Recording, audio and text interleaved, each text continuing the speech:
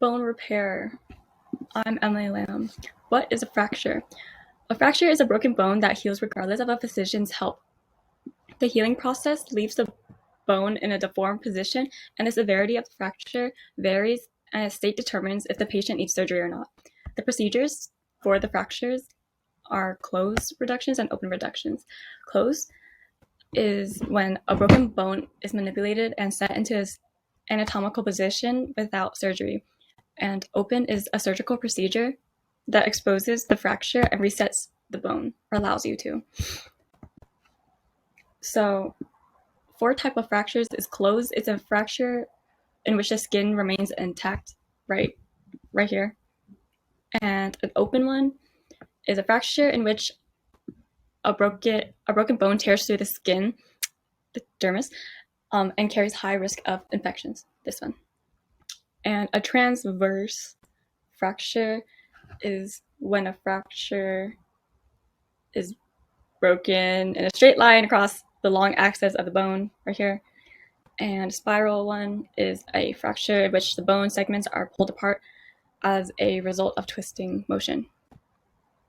A type of fracture are comminuted fractures, and that is when there is like small breaks in between two parts of the bone.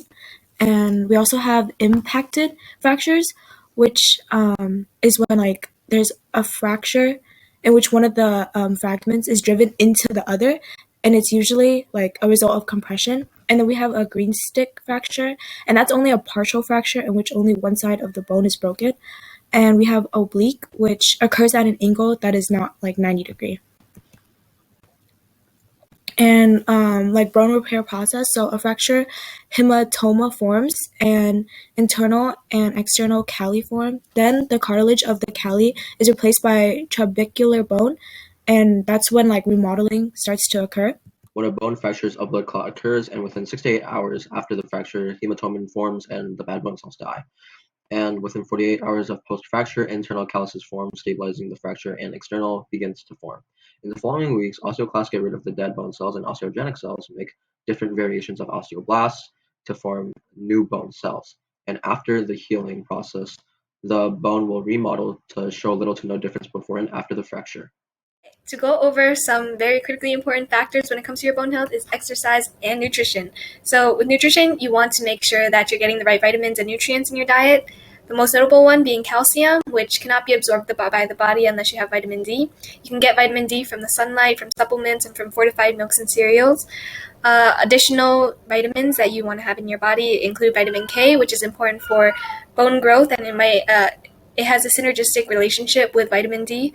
Magnesium, our body contains trace amounts of it, but there's over 60% of it in our skeleton, suggesting it has an important role in bone development and strength. Fluoride is important for bone mineral deposition and density. You can find this in fruit. And finally, omega-3 fatty acids, which reduce inflammation and enhance osseous tissue production. You can find this in healthy fats such as fatty fish, nuts, seeds, etc. And with exercise, mechanical stress stimulates mineral salts and collagen fibers. So essentially what happens when you exercise is your body remodels itself in size and in strength to be able to handle the activity it endures.